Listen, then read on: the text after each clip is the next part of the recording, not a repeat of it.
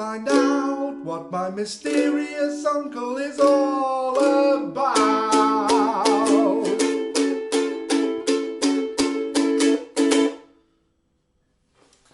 Good morning, Dean Murray. Hello, Nick. You all right? Very well. So I thought today for the Music for Head and Heart, we'd talk a little bit about songwriting, Yep. Your interest in music, and what it is you love about it, and your take on how you produce what it is that you produce. So Great, yeah. maybe start off, simple question. When did you first get interested in writing and performing music? Well, I think I first got interested in writing music when the first time I picked up a guitar when I was a kid, really. I mean, about 16, I think I was at the time. I started writing then. I mean, the stuff I was writing wasn't very good, but it's, yeah, so right from the start, right from picking up an instrument, writing was what I wanted to do, really. But I didn't get into performing until later, till I was at university, really. So when was the moment, or if you look back and you go, you went from the I'm writing stuff to actually now I want to be present it to an audience?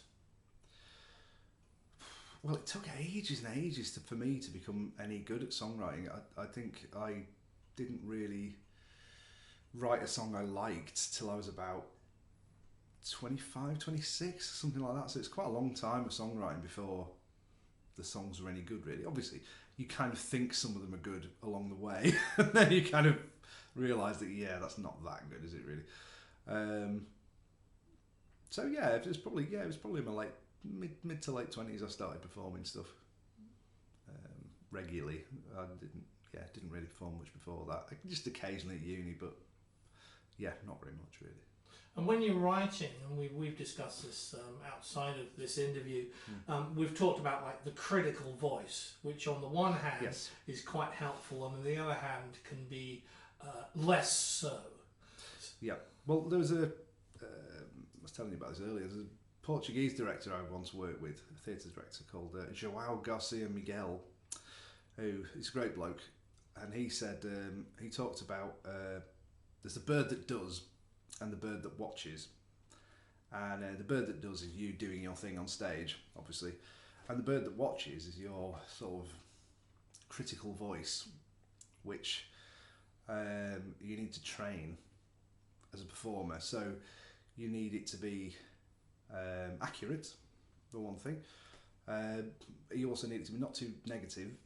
So if it's too negative, you need to train it to be more impartial. If it's too positive, you need to do the same thing, because you don't want it just telling you that everything you do is amazing or everything you do is terrible, because that's not helpful. You need it to be right in the middle, so it's giving you a useful critical advice. And I think that's really great advice for anyone who performs, to be honest. I think it's really, really crucial to anyone who does any kind of performance, because it's, yeah, being able to look at your work from a bit of an outside point of view can really help. So you talked about when you were working, or rather, start again. You talked about when you were playing by yourself. So when did you first start playing with other musicians? Well, I started off playing with other musicians relatively early. So there's a friend of mine who used to play guitar with me when I was mostly a guitarist. But yeah, I do a bit of both now. But I think the key thing about working in a band is, if you get into a band, it teaches you a huge amount about music very quickly. I think for anyone who's starting off, it's great to be in a band with people who are better than you are. And that's what I've always done. I've always been in bands with people who are much better at music than I am, and you learn so much from people like that. And it also means that you have these ideas and they can play them.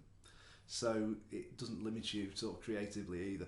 But it's brilliant being in a band, absolutely brilliant. But it is nice to be able to do a bit of solo stuff now and again.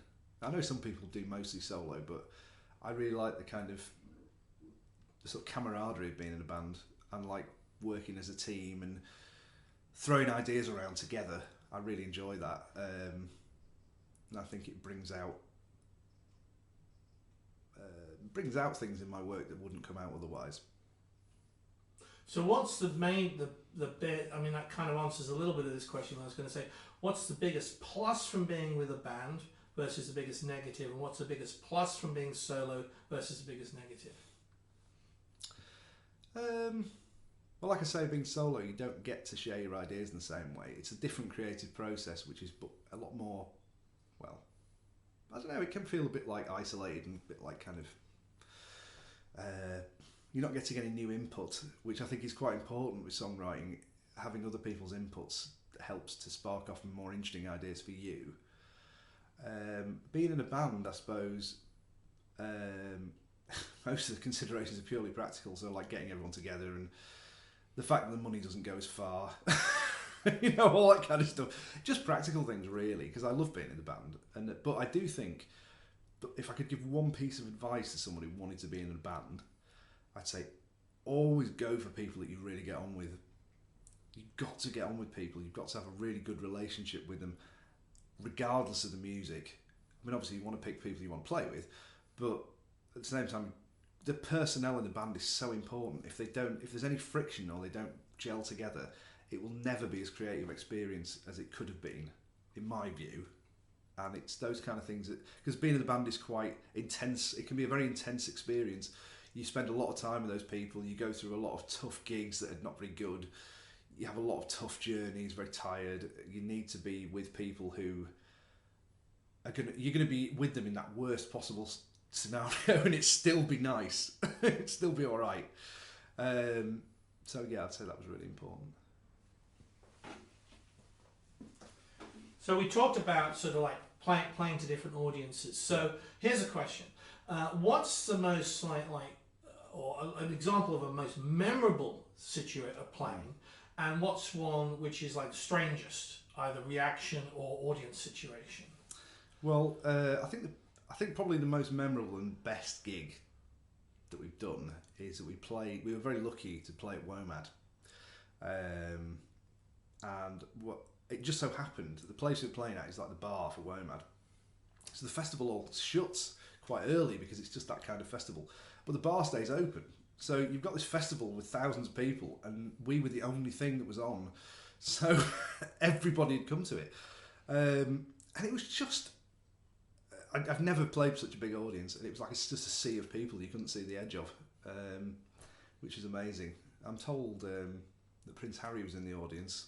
I don't know what he made of it, but yeah, I think it was true because I was told by a very, very drunk middle-aged woman at the end of the show that happened, and she said, yeah, I kept going up to him and saying, "Oh, you're Prince Harry. You're Prince Harry, it's great. And then eventually some bouncers took him away.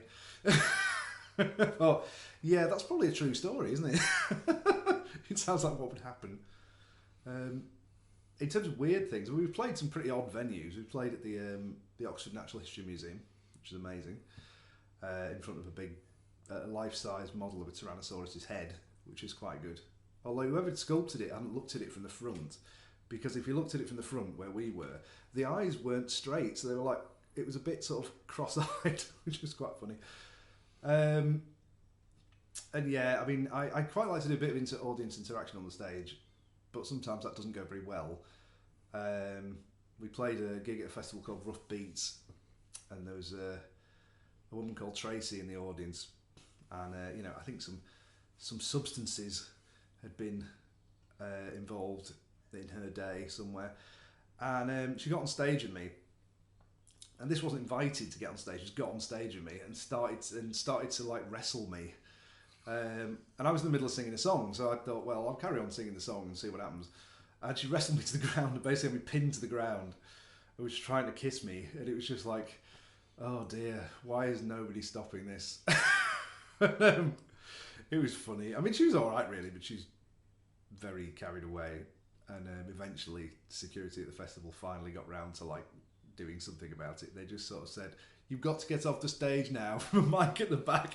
Unfortunately, she eventually did release me, which was fortunate really, yeah. So that was pretty weird. We were talking about functions as well, weren't we, the other day? Function gigs are very strange. I've never really enjoyed playing functions, and we don't do it anymore.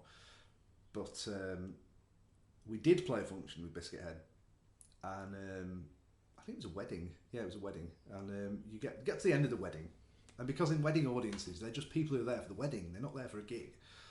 You get some quite odd things that people say at the end. So Bob, who's a piano player in the band, we finished the gig, it had gone really well, and this guy came up to him we didn't know, said, oh, it's great, really enjoyed that, oh, it's really good, that's really good, oh, right, okay, yeah, I really like that, really like your piano playing, it's really, really good. If there was one thing, I felt like I had to say, I felt like I really had to say this, I really don't like your trousers. And Bob was quite offended by that, but why he thought that was something he needed to say. We will never know, because the conversation didn't last very long. But yeah, so yeah, it's the rich part of life's rich tapestry. Right, so we're ready. Okay, this song is called "I've Got My Finger Up My Nose." 1, 2, 1, 2, 3, 4. I've got my finger up my nose. I've got my finger up my nose. I've got my finger up my nose. Oh, I've got my finger up my nose. I tried a spade, but it wouldn't go.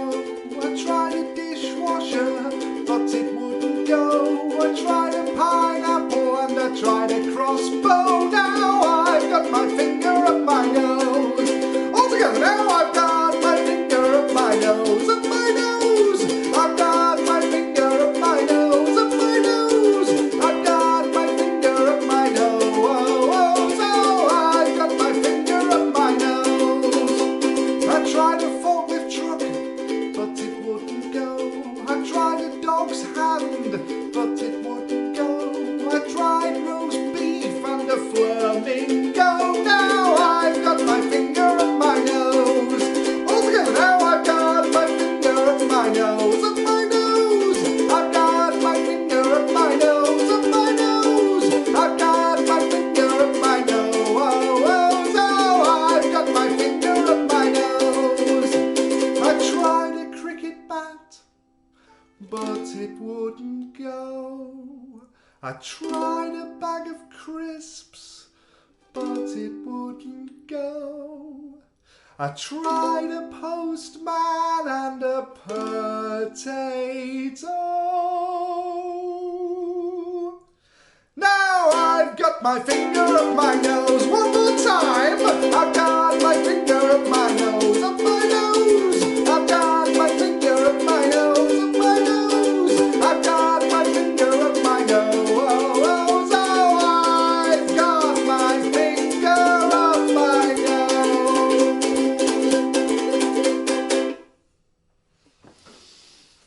This song is called "My Mysterious Uncle."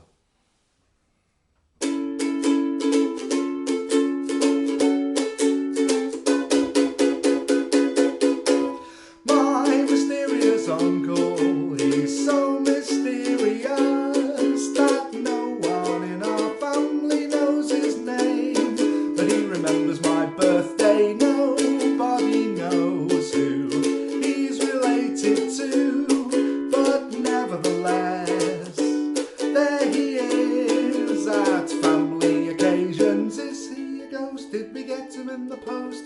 Is he worldly wise? Is he wearing a disguise? Are we all hallucinating? Is he a mirage? Is he a criminal at large? What's his pipe? It's disgusting.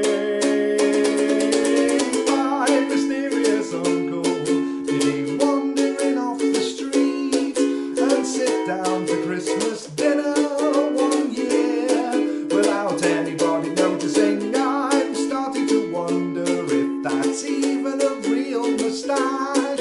And what's he hiding behind his back? Could it be sweeties? He's got a lovely has massive thumbs. He's got a tweed jacket and tobacco in a packet. He uses a guitar as a tennis racket. What's in his pocket? It's digestives.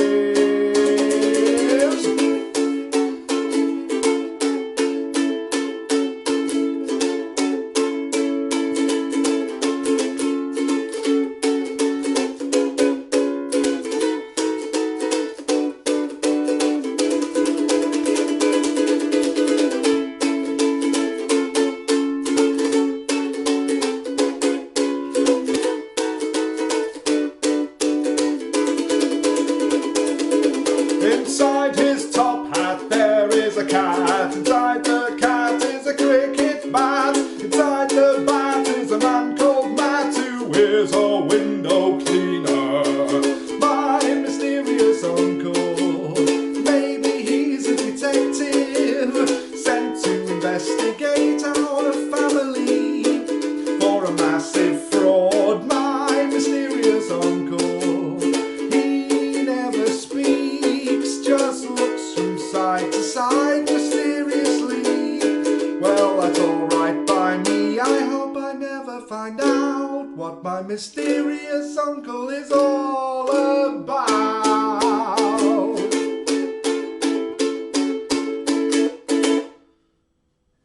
That one and cool. We're recording. We are. You are live. No need to. No need to feel like you're on camera. Sorry, Nick. That's all right. We can edit in as and when we want. So Okay. probably the best thing to do is to say, this is, and then play whatever.